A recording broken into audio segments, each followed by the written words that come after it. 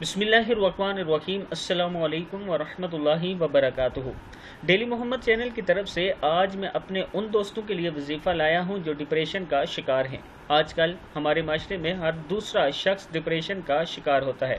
कुछ घरेलू परेशानियां, कुछ जॉब की, इस तरह की कुछ ऐसी परेशानियां होती हैं कि आहिस्ता आहिस्ता बंदा मरीज़ बन जाता है।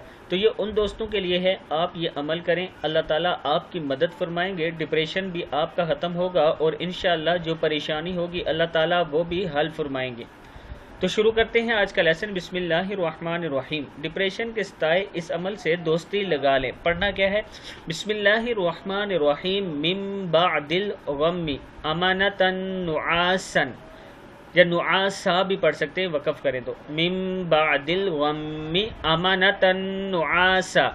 दिल के सुकून और डिप्रेशन के खात्मे के लिए रोज़ाना 121 बार सूरह आल इमरान की आयत नंबर 154 का दर्जा झैल हिस्सा पानी पर दम करके पिएं और ख़ुद पर भी दम करें। इंशाअल्लाह इसका आपको इतना फ़ायदा होगा कि आप सोच भी नहीं सकते।